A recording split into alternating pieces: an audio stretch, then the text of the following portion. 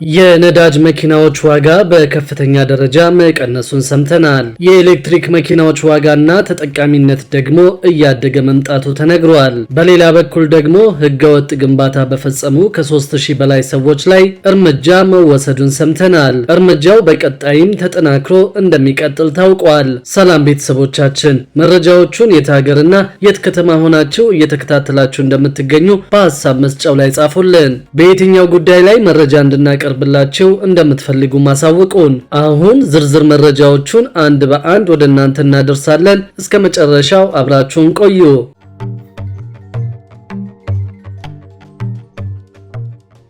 የመንግስት ገደቦችና የነዳጅ ዋጋ መናር የኤሌክትሪክ ተሽከርካሪዎች ተጠቃሚነትን እያሳደገ መሆኑ ተገለጸ። በአዲስ አበባ የሚገኙ የህዝብ ትራንስፖርት አገልግሎት ሰጪና በነዳጅ ተሽከርካሪዎች ላይ በመንግስት በሚጣሉ ገደቦች፣ በነዳጅ ዋጋ መጨመርና ከውጭ ሀገሮች በሚገቡ ተሽከርካሪዎች ላይ በሚጣሉ ገደቦች ምክንያት የኤሌክትሪክ መኪናዎች ተጠቃሚነት እየተስፋፋ መሆኑ ተነገረ።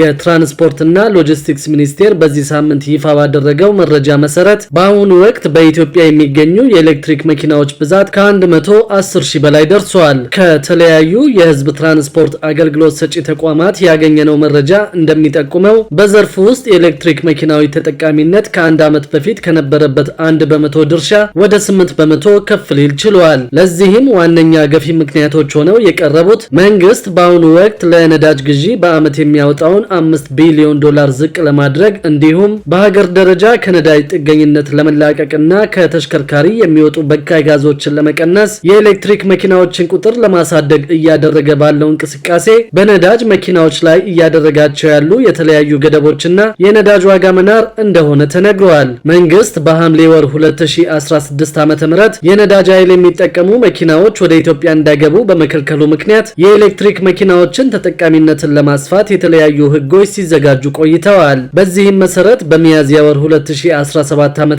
የትራንስፖርት እና ሎጂስቲክስ ሚኒስቴር በነዳጅ የሚሰሩ ተሽከርካሪዎች ወደ ሀገር ውስጥ እንዳይገቡ በጣለው ገደብ ባለ 2 እና ባለ 3 እግር ተሽከርካሪዎች ወደ ሀገር ውስጥ እንዳይገቡ መወሰኑ ማስታወቁ ይታወሳል። የኤሌክትሪክ መኪናዎችን ከሚያበረታቱ የህግ ማዕቀፎች ትግበራ ባሻገር የህዝብ ትራንስፖርት አገልግሎት አሽከርካሪዎች በዘርፉ ትርፋማ ለመሆን ከመቻልና ከነዳጅ ወጪ ጋር አያይዘው እንደሚመለከቱት ገልጸዋል። አንድ በህዝብ ትራንስፖርት አገልግሎት አቅራቢ ድርጅት ስር ተመዝግበው በግል መኪናቸው አገልግሎት የሚያቀርቡ አሽከርካሪ እንዳሉት ከሆነ በቤንዚን የሚሰራ መኪናዬን የሸጥኩት ከህግ ባሻገር ስራዬን ለመስራት በቀን ከ1000 ብር በላይ የማወጣበት ጊዜ እየበዛ መሆኑን ስመለከት ነው ብለዋል። ያገለገሉ መኪናዎችን የሚሸጡ ድርጅቶች የሽያጭ ሰራተኞች በበኩላቸው በነዳጅ የሚሰሩ መኪኖች ተፈላጊነትና የሚያወጡት ዋጋ ዝቅ እያለ መምጣቱንና በተቃራኒው የኤሌክትሪክ መኪናዎች ተፈላጊነት ማደጉን ገልጸዋል። በዚህም እስከ 2.2 ሚሊዮን ብር ድረስ ያወጡ የነበሩ የነዳጅ መኪናዎች አሁን ከ1.8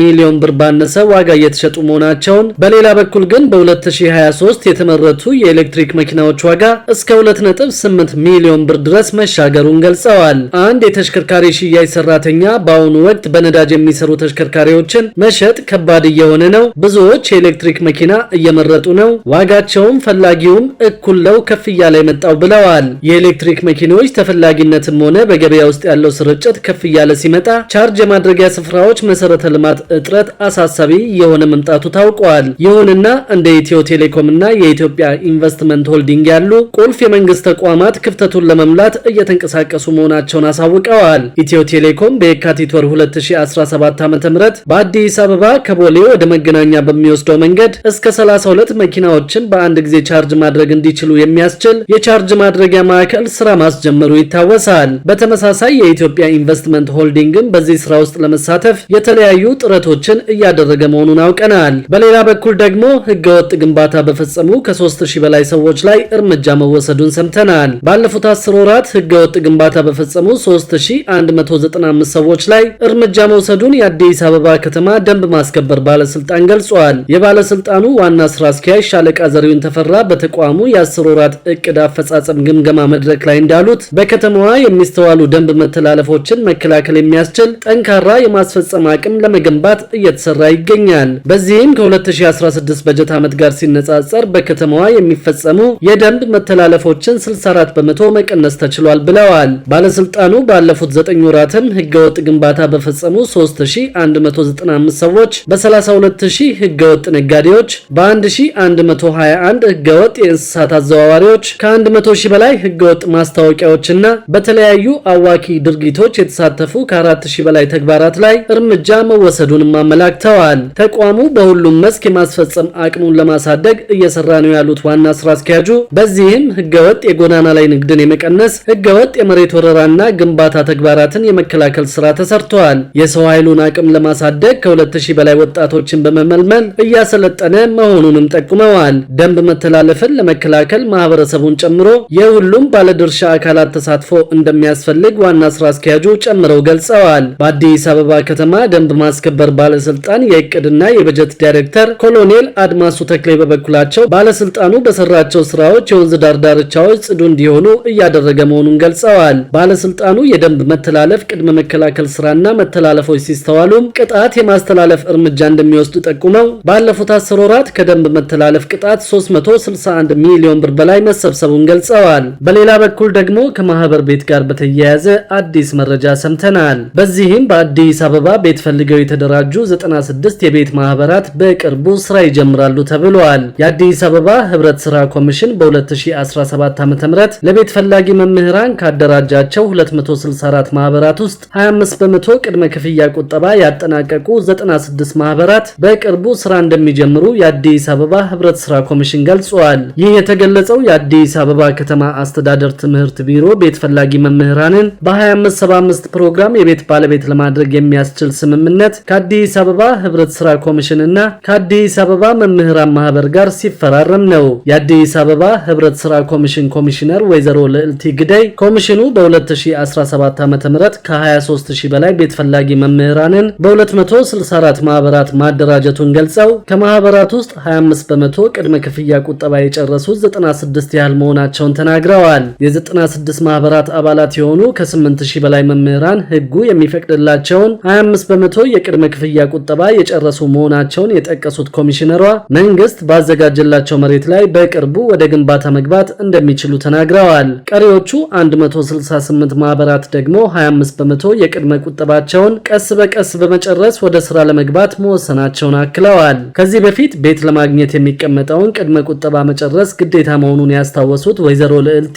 መምህራን ግን ልዩ ሁኔታ ተሰጧቸው ቅድመ ቁጠባቸውን ቀስ በቀስ እያሟሉ ወደ ስራ እንዲገቡ እንደተፈቀደላቸውና እንደተደራጁ ጠቁመዋል። በቀጣይ በማህበር የተደራጁ መምህራን በየክፍለ ከተሞቹ በተከፈቱ 11 የኢትዮጵያ ብሔራዊ ባንክ ቅርንጫፎች ዝግ አካውንት ከመክፈት ጀምሮ መተዳደሪያ ደንባቸውን አጽድቀው ህጋዊ ሰርቲፊኬት መውሰድ እንደሚኖርባቸው አስረድተዋል። የኢትዮጵያ ብሔራዊ ባንክ በ2575 መርሃ ግብር ለመምህራን ቅድሚያ በመስጠት በዝቅተኛ ወለድ መጠን ብድር ማመቻቸቱንና የከተማ አስተዳደሩም ከሊዝ ነጻ መሬት ለማቅረብ ዝግጅት ማጠናቀቁን የአዲስ አበባ ከተማ አስተዳደር ትምህርት ቢሮ ኃላፊ ዶክተር ዘላለም ሙላቱ ተናግረዋል። ስምምነቱ ቀሪ ስራዎችን በጋራ ለማከናወንና መምህራን በፍጥነት ወደ ቤት ግንባታ እንዲገቡ የሚያስችል መሆኑን አክለዋል። ከዚሁ ጎን ለጎን ከአዲስ አበባ ከተማ ቤቶች ልማትና አስተዳደር ቢሮ ጋር በመሆን የመምህራንን የመግዛት አቅም ያገናዘበ የቤት ግንባታ በማከናወን እነሱን ተጠቃሚ ለማድረግ እየተሰራ መሆኑን ገልጸዋል። በሌላ በኩል ደግሞ የአውሮፕላን ቲኬት በብድር መሸጥ መጀመሩን ሰምተናል።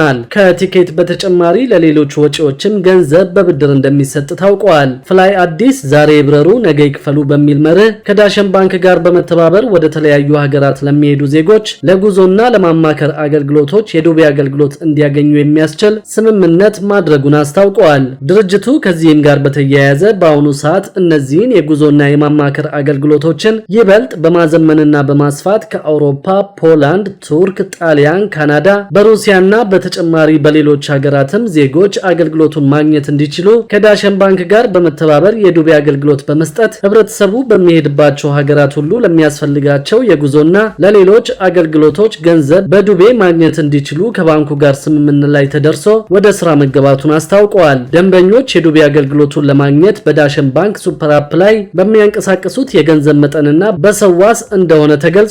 ዳሸን ባንክ ከድርጅቱ ጋር አጋር በመሆን የዱቤ አገልግሎት ሲሰጥ ማለትም የቲኬት፣ የሆቴል፣ የኢንሹራንስ፣ የቪዛና መሰል ለጉዞ የሚያስፈልጉ ሰነዶች ሰነዶችን በዳሸን ባንክ በኩል እንዲከፍሉና ክፍያውን እንዲፈጽሙ የዱቤ አገልግሎቱም በየወሩ የሚፈጸም ሲሆን ደንበኛው ማስያዣና ሌሎች ዶክመንቶች አቅርቦ ለጉዞ የሚያስፈልጉ ዶክመንቶችም ይሟሉለታል ተብሏል። ድርጅቱ ለሕክምና፣ ለትምህርት፣ ለስራ የሽርሽር ጉዞ ለሚያደርጉ ከዳሸን ባንክ ጋር በመሆን የዱቤ አገልግሎት በመስጠት እንደሚሰራ ተነግሯል። በሌላ በኩል ደግሞ የነዳጅና ኢነርጂ ባለስልጣን በህገወጥ መንገድ ሲንቀሳቀሱ የተገኙ 526 የነዳጅ ማደያዎች ላይ በዚህ ዓመት እርምጃ መውሰዱን አስታውቀዋል። የተወሰደው እርምጃ ከማስጠንቀቂያ ጀምሮ ለተወሰነ ጊዜ ነዳጅ እንዳያቀርቡ የማገድና ፍቃዳቸውን እስከ መሰረዝ ድረስ የሚደርስ መሆኑን የተናገሩት የነዳጅና ኢነርጂ ባለስልጣን ዋና ዳይሬክተር ዶክተር ደስታው መኮንን ናቸው። በዘርፉ በርካታ ህገወጥ ስራ መስራት የሚፈልጉ ሰዎች መኖራቸውን ገልጸው ባለስልጣኑ የቁጥጥር ስራውን